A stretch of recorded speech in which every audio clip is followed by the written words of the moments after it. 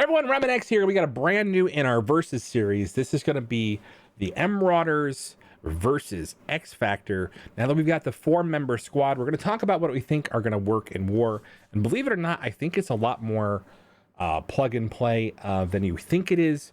We're going to talk about some of the concerns I have about the team, why certain characters might be better than others, and more importantly, what to expect from the team in the way of punch-ups. So Polaris does a couple of key factors, and we're going to watch it all happen right in the action here as we go against this team. And I'll reveal the team at the end of the video. You guys will see the power and the actual stats, and we'll talk about why I did certain actions, because I was a little curious to see what happened. Now, right off the bat right here, okay, so that early taunt is a little bit hard to get behind. So we're going to talk about that. If the whole team had deflects, we would be a little bit worried about the speed up happening here.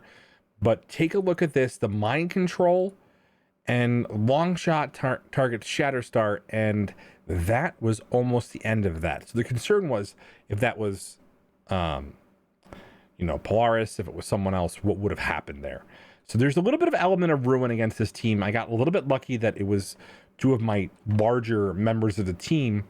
And so you kind of want to have even distribution so you don't have that happen.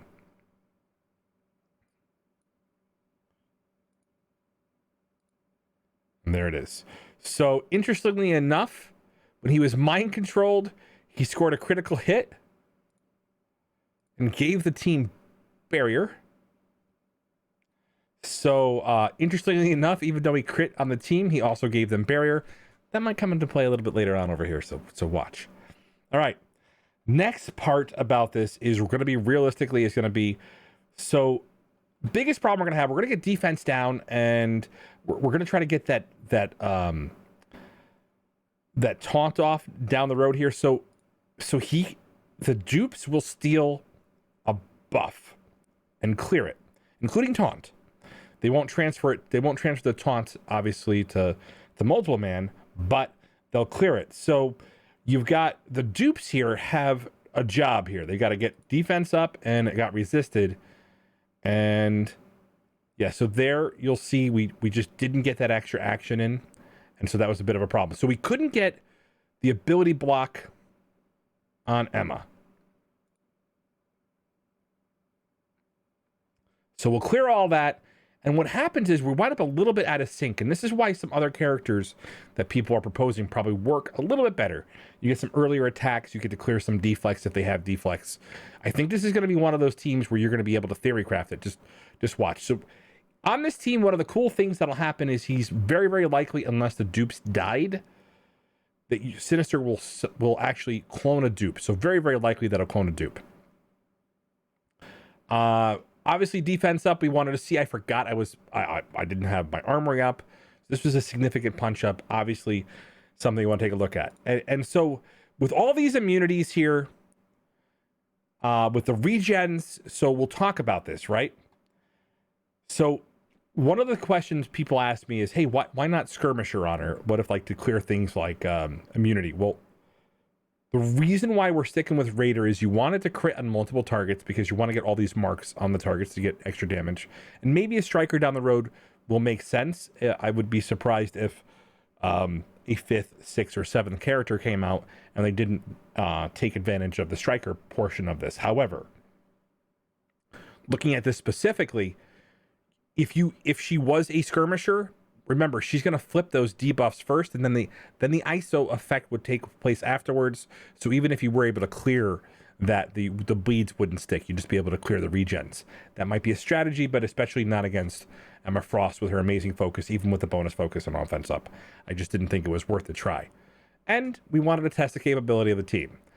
So we're going slow. We're picking targets. We're just making sure we're measuring what we have here. This is a massive punch up, 7 red star on Emma.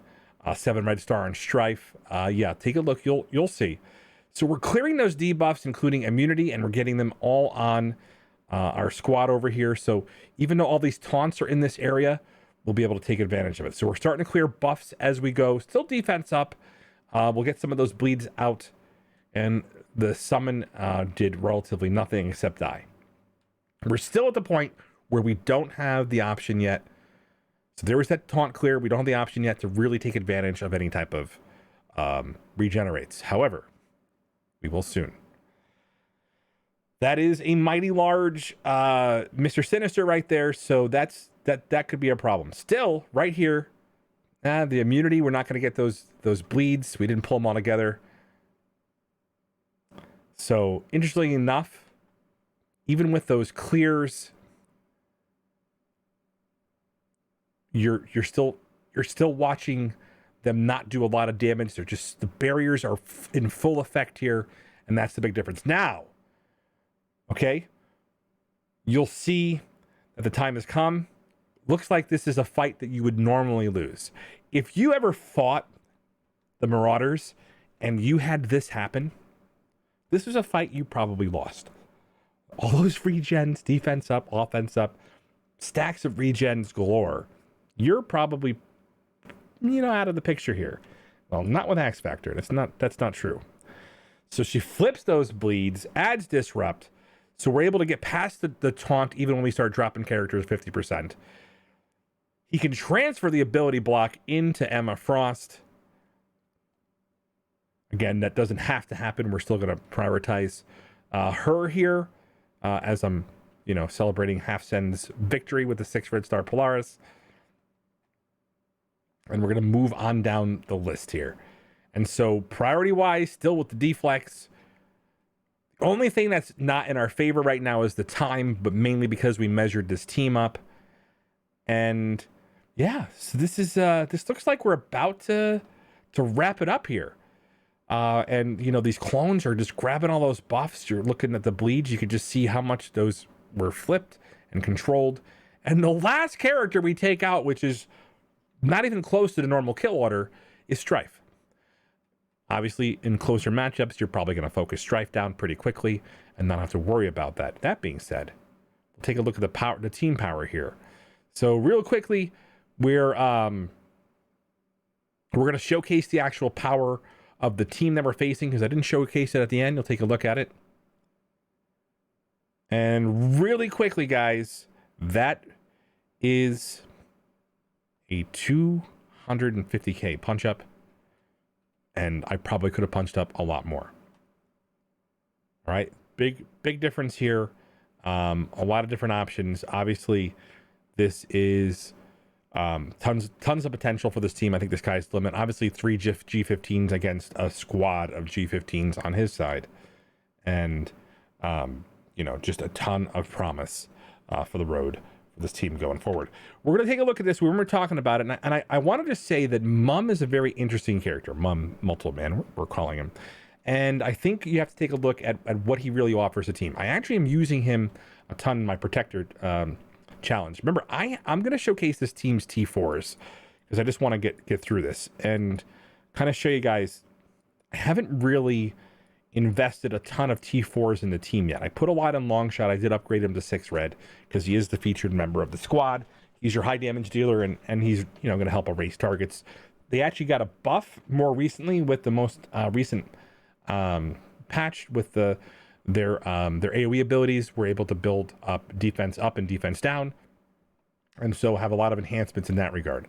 So those are the T4s I have there. And then check this out, just the passive on Shatterstar. In terms of investment, I haven't been sure that any of the ones on Polaris are absolutely vital to make the character work. So I think in an element of like T4's viability, we're gonna have to revisit this team as they're capable of doing some more. When we're gonna be doing a final evaluation of X Factor, Shadowlands, and X-Men, talking about what they're really worth, projecting what might be a 5th character, what it needs to do to make X Factor complete.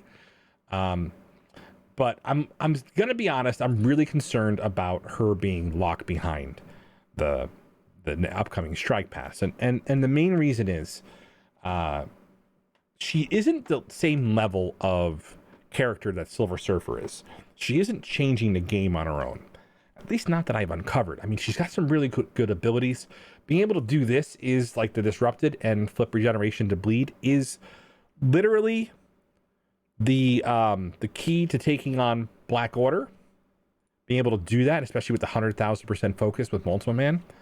So maybe there's some element to it, but you can't use her on her own. She doesn't have all the focus to do that without, her partner in detective anti-crime. So that's the idea.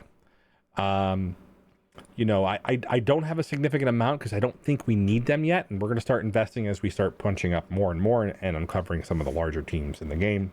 But for now, Silver Surfer works really, really well. And the main reason why Surfer is a potential fifth is because of the fact that you have cosmic hero characters. Now, Silver Surfer is going to give them a little bit extra for teams that have a healing component. So especially on that team where the regens could have gotten out of control with the heal block early on. I mean, the point was we extended the fight long enough that we didn't really have to get to the end over there. And I'm just trying to find my Surfer on my roster. Jeez. And so the idea is when you're looking at the character, why did we pick Surfer on that? Well, I was hoping we were going to get through the ability block and be able to ability block right on Emma and take it out of the picture here. Unfortunately, we weren't able to clear with the dupes because you would have the option to clear taunt or defense up. So really interesting. If you have deflex, I think Silver Surfer is probably still a good option because you're going to strip all those when he goes. And even though you're going to have, Shatterstar not get the extra speed up, you're still going to be able to recover after the team starts slowing down. Another good character is Namor, who will likely clear all those buffs. But the drawback is just as far as speed goes, the order of operations. Something like Vulture actually is decent if you can get the early crits or at least clear some more deflex. But that's the problem. You're not going to get that crit to get that early extra step. That's one thing that was missing in my video, and I'll have to capture that down the road over here.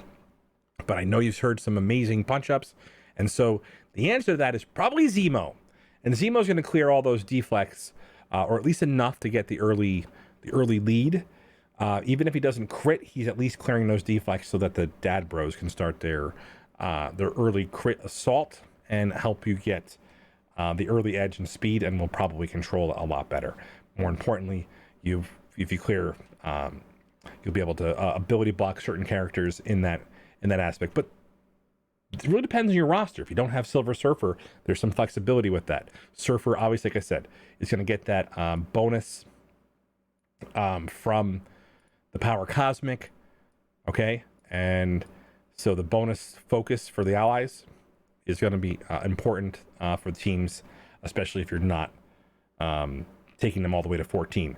This literally makes up for the difference of G12 to G14, and a lot of the teams that I'm using it on, I haven't brought up a lot of my characters beyond G12 because if I'm going to partner up with Surfer, he makes up for the extra bonus, which is kind of cool that they built something like that into the kit because that's always been a problem. So that's it for now. I hope you guys like X Factor. I am really torn. I don't think you can skip any of these new teams. We're in this really weird spot where since Skilletary, every team has felt significant, felt pretty well designed, and been pretty well flexible. The only concern, I think, as far as who do you invest in, is going to be based on availability. If you don't have Jubilee, I don't recommend investing in the X-Men as much. If you don't have, if you didn't go hard on the Dad Bros, I would probably not necessarily go hard for X Factor. And if you didn't do well on the White Tiger or the Moon Knight event, well, I'm sorry, you have 3 doom killing teams that you don't have at your disposal. And with the fact that we just had our, I think our almost, I think it's like 1,500 or 2,000 people now have Doom, we're starting to see the large wave push through Dark Dimension 4 as predicted by our analysis. And we'll talk to you soon.